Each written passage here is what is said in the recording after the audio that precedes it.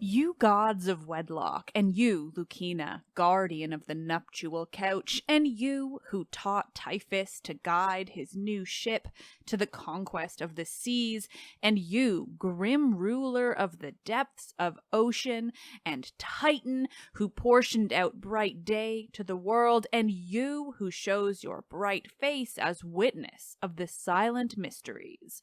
O three-formed Hecate, and you gods, by whose divinity Jason swore to me, to whom Medea may more lawfully appeal, you chaos of endless night, you realms remote from heaven, you unhallowed ghosts, you lord of the realm of gloom, and you, his queen, won by violence, but with better faith, with ill-omened speech. I make my prayer to you. Be present, you goddesses who avenge crime, your hair foul with writhing snakes, grasping the smoking torch with your bloody hands. Be present now, such as once you stood in dread array beside my marriage couch. Upon this new wife, destruction bring, destruction on this father-in-law and the whole royal stock.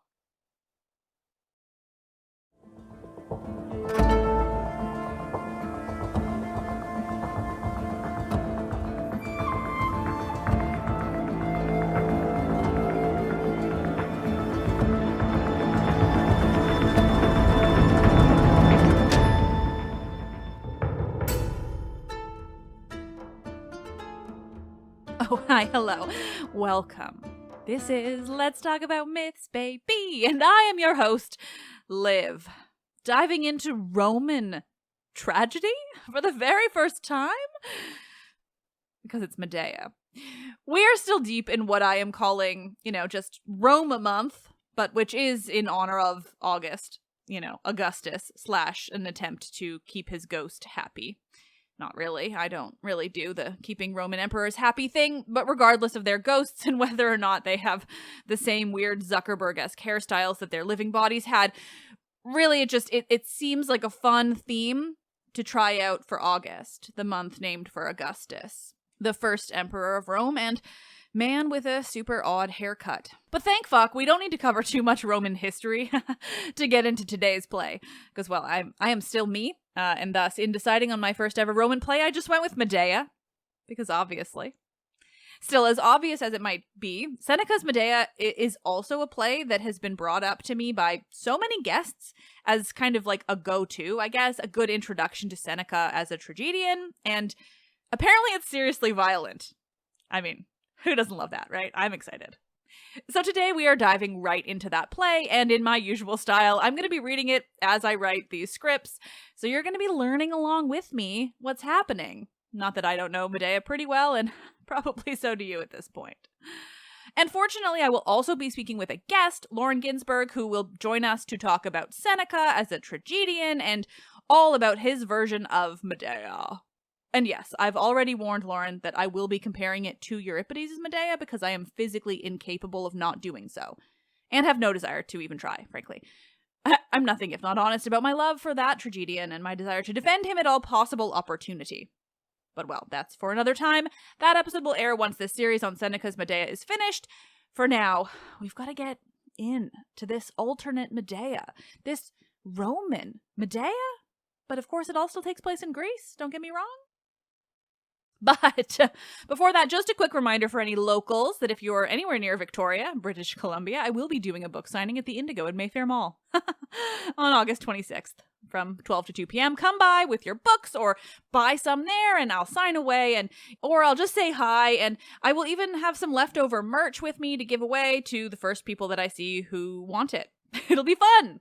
Come make me look fancy and important in the mall where I worked at West 49 in the year 2007. Please. Okay, thanks. Time to dive into yet another distinct version of everyone's favorite righteously murderous witch, Medea. Do you think I could, set a record with how many podcast episodes might be dedicated to one person? And that person is the woman who famously killed her children. doesn't say anything about me. I don't know what you're talking about.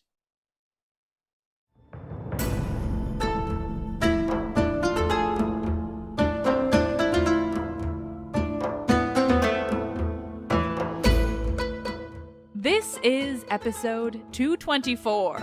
Who knew Medea could be even angrier, even more bloodthirsty? Seneca's Medea, Part 1.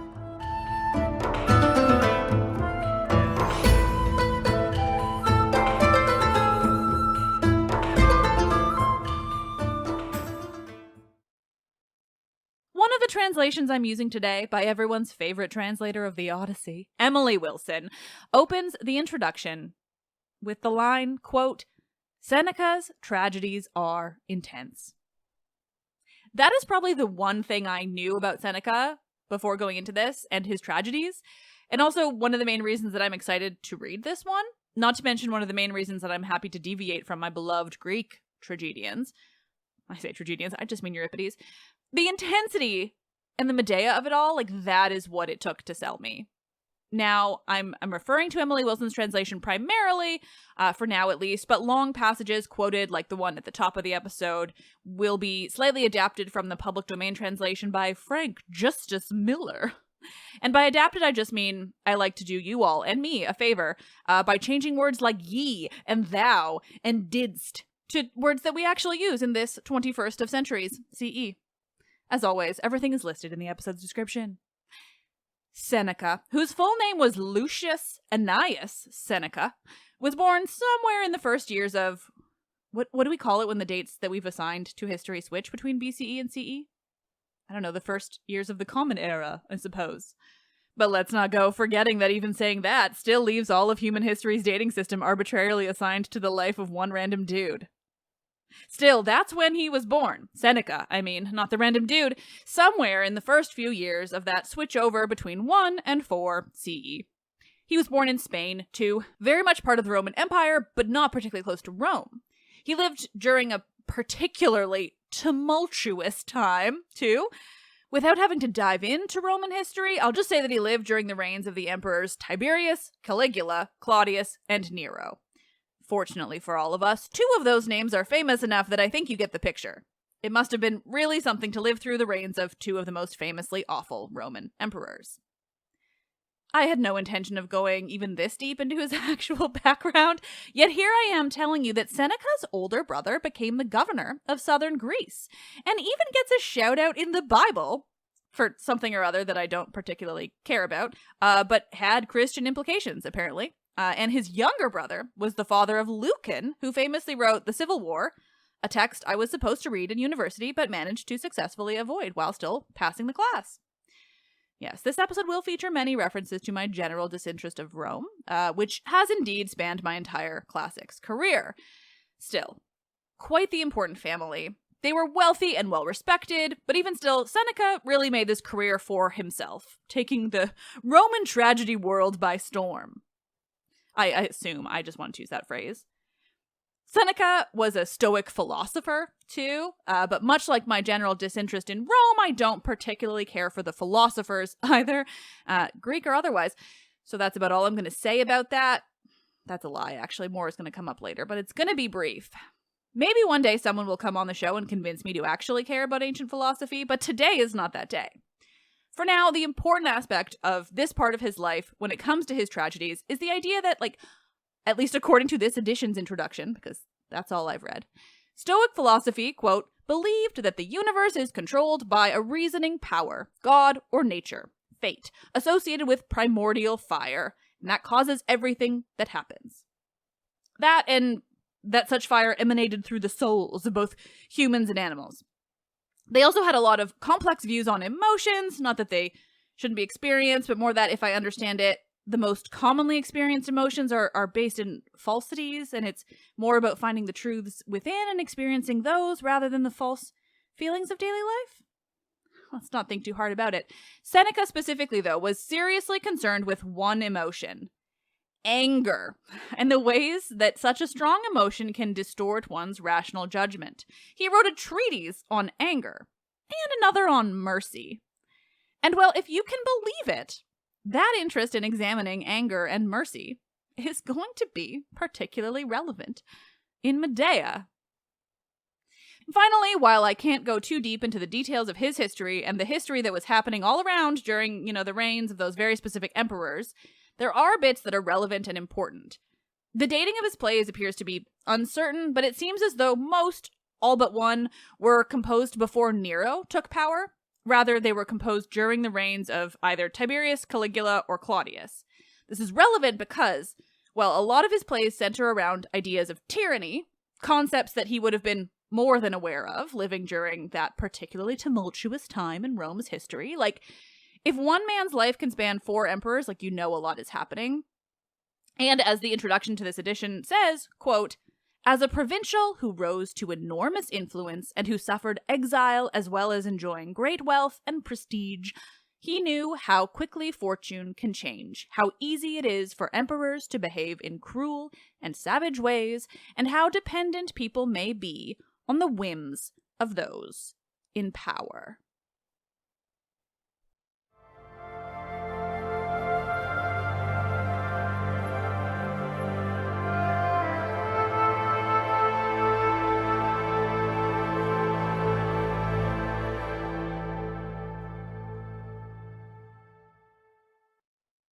Have I mentioned lately that Ovid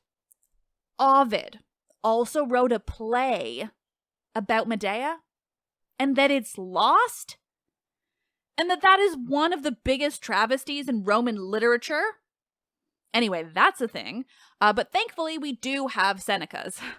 Now, Seneca is the only surviving Roman tragedian, but I think it's well we remember that there would have been an existing tradition of Roman Medea through the play by Ovid, at least when Seneca was writing this. We can all just imagine, wonder, dream about what Ovid's version might have been like. What would an Ovidian play even look like, we don't even have a play of his to compare, let alone the Medea. It's heartbreaking. And until someone invents a time machine that won't break history as we know it, at least we can read Seneca's in its place. Now, I wrote all of that before having read any Seneca, and let me just say, frankly, this play is great. But we'll get there. Now, remember, because this play was written in Latin by a Roman, it will be using some of the Roman names for the gods. I have a page on my website, it's linked in the description of this episode, that reminds you who's who if you need it. But thinking back to last week's episode where I talked about how, while some gods of Rome correspond perfectly to Greek, essentially adopted by the Romans as is, there are others that don't quite fit. This translation, because it is recent, recognizes that, whereas a lot of the older ones just didn't.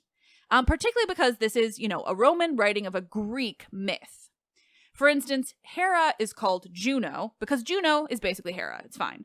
But Athena is called Athena because the Greek Athena is not the same as the Roman Minerva, despite what some very old school translations will have you believe. Now, when it's relevant to, divide between the Roman and Greek myths and their pantheons, I might remind you of changes like that, mostly just because it's interesting. But we're going to get into the play, I promise. Let's just first situate ourselves, though, shall we? Now, apologies to those listeners who, like me, have the story of Medea and Jason nearly memorized by this point. I'm going to give a quick reminder of where we find ourselves in the grand scheme of their story, for those who might need it. A man named Peleus has taken over what is called, in this version, just all of Thessaly. But that throne rightfully belonged to everyone's favorite dirty dish rag, Jason. Peleus told Jason that he'd return the throne to him if Jason brought him the golden fleece from Colchis. Jason assembled his team of Argonauts, not yet called that because they're named for the ship that they sail on, the Argo, and off they went to Colchis. There was much adventure along the way. You can listen to my Jason and Medea episodes for all of that, or even my reading of the Argonautica. I've linked to a Spotify playlist in this episode's description. It's got everything. They got the fleece from Colchis with the express and important help of Medea, the witch princess there, who betrayed her family for Jason and fled the city with him, killing her brother Apsyrtus along the way in a successful effort to distract her father, by flinging her brother's body parts over the side of the ship. No problem. It facilitated their escape. They returned to Greece and we flash forward many years. They've been married all this time. Jason and Medea. But now Jason is about to be Jason. He's decided he wants a new wife. And he's planning to leave Medea, or he kind of already has. This barbarian princess from the East, who is completely beholden to her Greek husband, and all that gets her. We open with a speech from the woman witch herself. It's what I recited at the top of the episode. Medea calls out the gods that Jason invoked when he married her, in whatever way he did. Juno and Athena, Neptune and Titan, Hecate even. But then she calls to the gods that she knows are more likely to help her, as it stands now. Dark gods, chaotic gods, chaos. Gods of the underworld, of darkness and despair. She calls upon the Furies, quote, punishers of sinners, wild in your hair with serpents running free, holding black torches in your bloody hands. She speaks to the Furies, recalling when they'd come to her years earlier, standing around her marriage bed with Jason. Never a good sign. And then, not even 20 lines into the play, Medea says to the Furies or to the audience or both, simply, quote, kill his new wife, kill her father and all the royal family. Yeah, I think I'm going to like this, Medea. And yes, I know that must say something about me, but gods, a murderously furious woman in the ancient world just fascinates me to no end. Medea shifts from announcing her plans to, straight up kill the woman that Jason plans to marry, and her entire family, to wondering what she might do to the man himself. Because, what's worse than death, she asks. And what's worse than death for Jason is life with nothing. She wants him to live in fear, poor and alone, a wandering guest that no one wants to host. She says, quote, let him want me as a wife and want the worst I could pray for, children who resemble both their parents. This Medea is diving right the fuck in. She speaks of her vengeance, her plans. She asks herself why she's even bothering to speak of it all, to complain about her lot. Will she not actually go through with it? Quote, I will hurl the torches from their hands, the light from heaven. She calls to her grandfather, the sun itself, asking if he's still there, still riding in his chariot through the sky. She asks for power, the ability to harness for herself those fiery horses. She wants Corinth to burn up in the heat of the sun, for nothing to be left of it. But of course, that's after, quote, I have to take the torch to the marriage room myself. After the prayers, I will be the one to kill the victims on the altar. She addresses her own soul, asking if it's still there, asking it to give up any fears that she might still have, to return to what she was back home in Colchis, the cruel home where she was raised, to be just as cruel. But even that, she thinks, isn't enough. She was raised cruel, certainly, but she wasn't a different woman then. Now she's given birth. She's bigger, badder, stronger, and due to all of that, her crimes, too, should be bigger, badder, stronger. And fuck, this translation, it's wonderful. And so the last lines of Medea's opening speech, this first speech of the entire play, are, quote, the tale of your divorce must match your marriage. How should you leave your man? Enough delay. A family formed by crime must be broken by more crime. Yeah, I can see why people have told me to read this play. I get it now. I just wanted to remind myself of how Euripides' play opens too, whether it even remotely resembles this kind of opening, just like this immediate pouring out of the fury and murderous, horrible plans. But no. And it makes sense that it doesn't, because in keeping with the tradition of Greek tragedy, it opens with more of a recap on what's happened.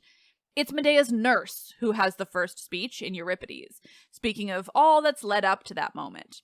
Of course, Medea does something kind of similar here in Seneca, but gods, where even Euripides kept it like a little tame, Seneca does nothing of the sort. His Medea gives even fewer fucks. She's even more angry, even more hungry for the blood of those who have wronged her.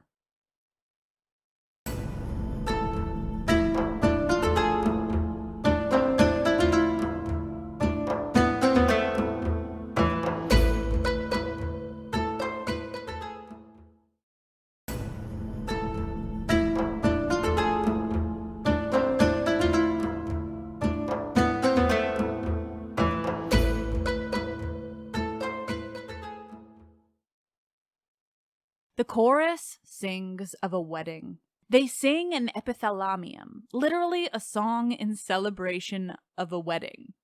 That is what immediately follows Medea's murderous opening speech, and I am just so fucking here for it. What a juxtaposition. The chorus sings to the gods. They ask them to bless the wedding. All the gods of the sky and the sea. They sing of the necessary sacrifices. A white bull for Jupiter, a snowy cow that's never been yoked for Juno, a lamb for Pax, a Roman goddess of peace, the goddess who restrains Mars. They sing of the bride's beauty, that it surpasses that of all the brides of Athens and the Spartan women too, or specifically, because this line is so good, quote, the women who exercise like boys by the mountains of Taygetus, by the city without a wall.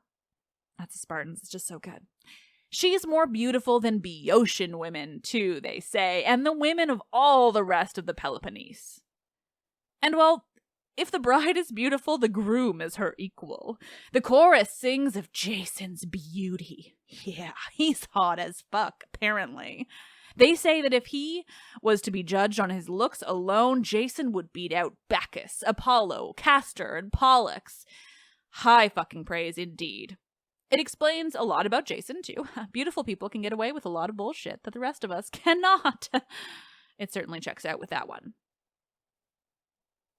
They sing so much of Creusa, the name given to Jason's soon-to-be wife in this version, and her beauty, that it's leaving me wondering what kind of parallels exist in Greek tragedy. Like, it feels almost foreign, reading this type of over-the-top praise of a woman's looks and how she'll behave as a wife. It's insightful, that's for sure. The chorus tells us that, quote, when this girl takes up her place in the women's dance, her beauty, hers alone, outshines them all. They're fucking hot for Creusa, and they are hot for Jason. But this chorus singing a celebratory wedding song to the new couple is not going to leave out Jason's history. No, they're going to celebrate his escape. They sing of Jason, quote, now torn away from your barbarian marriage, lucky man, take hold of this Corinthian girl. This girl's family has given their consent, they sing, unlike that barbarian woman's father. Their celebratory song ends with, quote, but a woman who marries a stranger, running away from her homeland, let her go to the silent shadows. This is blunt. Hyper aware of Medea and her relationship with Jason. There's no pretending it was anything else. They are open about it. Jason is escaping a bad marriage to a barbarian woman who never deserved him to begin with. They're literally celebrating her fall, her fading off into no one cares where. And while Medea seems to be able to hear all of this, when the chorus has finished their song, Medea takes up again, speaking more of Jason's cruelty, questioning how it is that he could do any of this, abandon her in a foreign country after all she did for him. Not to mention, does he not fear her? Does he not remember everything she did for him? Quote, does he believe my evil powers so lost? She speaks again of all that she could do, all that she wants to do to get her revenge. She notes that, oh, wouldn't it be nice if he had a brother, since she'd killed her own just to save Jason's life? That would be a fitting punishment. But no, he does, however, have a soon-to-be wife.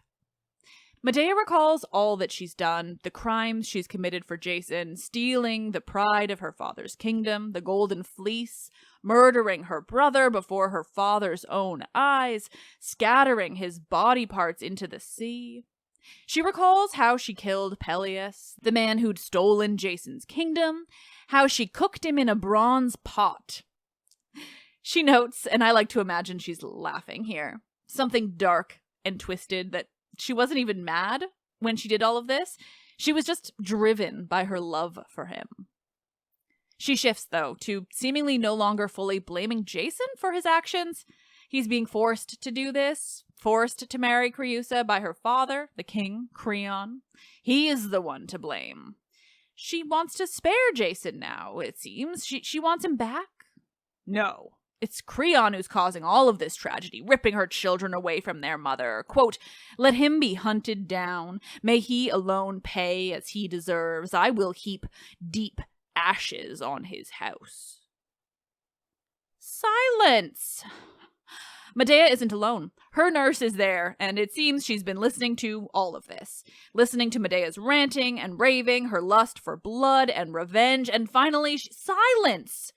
She wants Medea to be quiet, to hide her bloodlust. Quote, "If one can bear deep wounds with patient, quiet endurance and a mellow heart, one can get payback."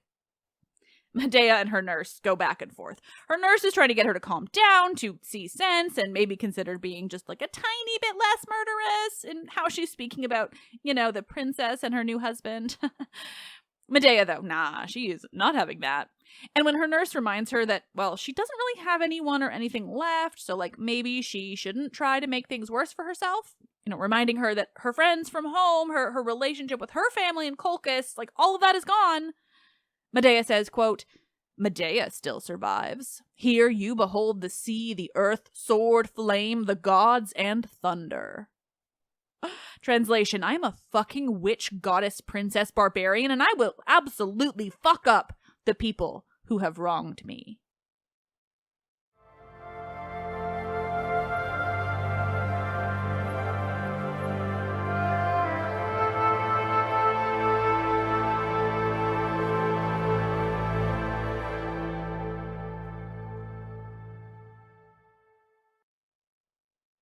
Medea is ready to fight for what she believes is right, what she wants, even if, well, it means just being a hint murderous. The nurse tries to suggest, maybe Medea should be fearful of what she's getting herself into, she should fear the king of Corinth, right? Nah, Medea says, my father was a king. What about weapons? Do you fear those? No, I don't fear any soldier born from this earth. Fine, the nurse concedes. But you'll die. That's fine, Medea replies. But you're a mother. Yeah, Medea says, quote, "By you-know-who." No matter what the nurse says to Medea, she's not going to change her mind. Not going to feel the need for revenge any less than she does now. And anyway, it's time for Creon to join the stage. Now, this Creon, remember, is the king of Corinth and father to Creusa, Jason's new wife. It's another Creon, not the one of Thebes and Oedipus fame. And if you're confused at all about Creusa's name, because I think in the past I've used versions that call her Glauca, it's just always been a bit, hotly debated which name to use for this character. Don't think too much about it. But anyway, Creon really makes himself known on the stage.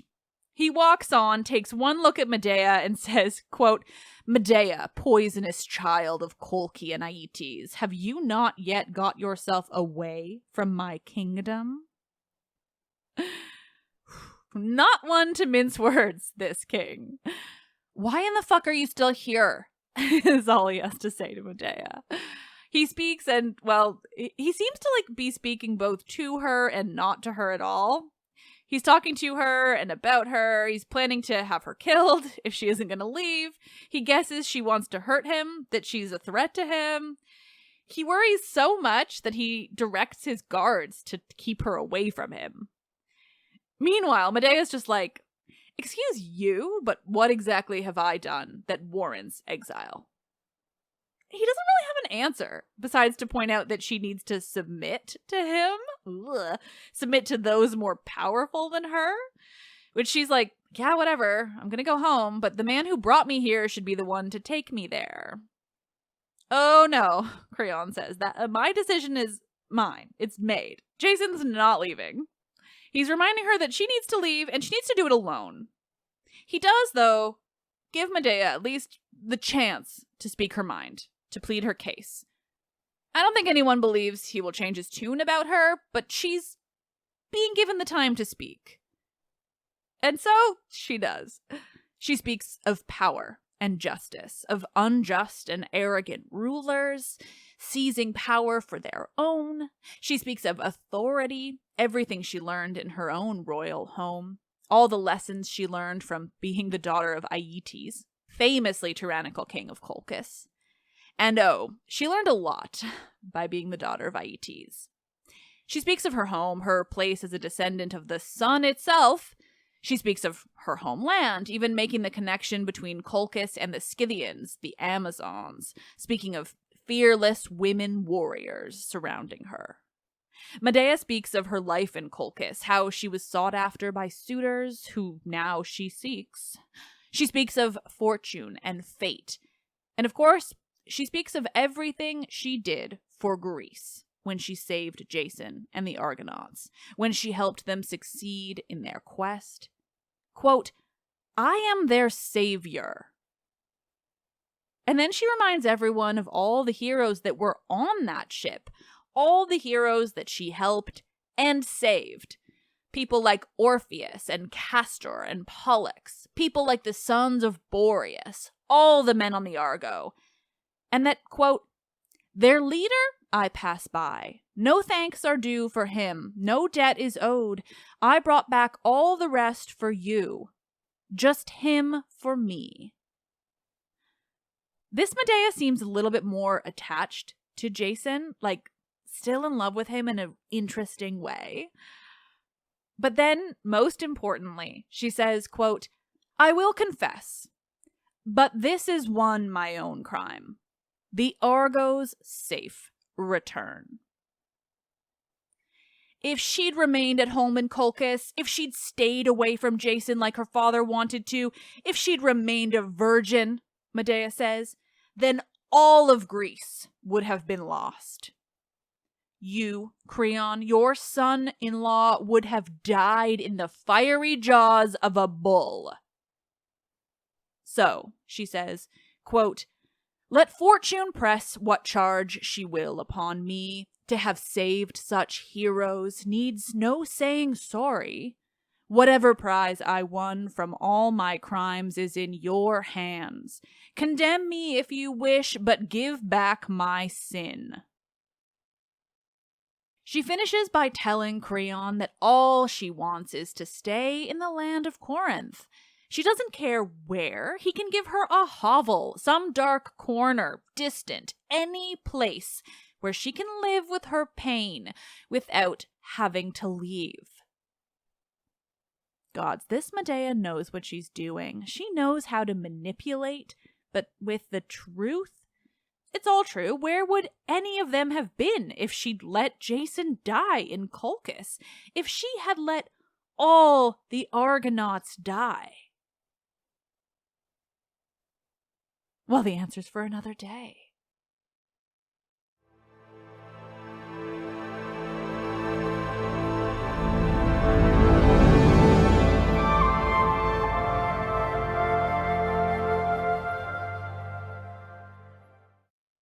Well, nerds, holy fucking shit. Am I right? This play is something else, and I cannot wait to get further into it. Now, if I'm being honest, normally I would make sure to refer to more than one translation of this play. I always do. I even had recommended translations from our upcoming guest and Michaela, but I couldn't find any of them online, and I was in a rush. And instead, I found this translation. It's by Emily Wilson. And I know she's great. And well, it was also super cheap, which is not something I would normally prioritize because often that means that they're like old and outdated. But oh no, not this one. All to say, I don't know how this translation follows the original Latin, and I don't know how Latinists, people far smarter than I about this, feel about it. But it's been so fucking enjoyable for me to read that I'm just going to go with it. We're sticking with this one. I've fallen in love with it completely because lines like, quote, How should you leave your man? The same way you married him. Enough delay. A family formed by crime must be broken by more crime. It's too good. Now, I'm sure there is so much to say about how this story is translated into Seneca's time and, the world that he's writing in. We're talking like nearly 500 years after Euripides' Medea, the play that made her story as famous as it was in the ancient world. And, certainly something that Seneca would have consulted, let alone the fact that Euripides was writing about a myth that was hundreds of years old by his time.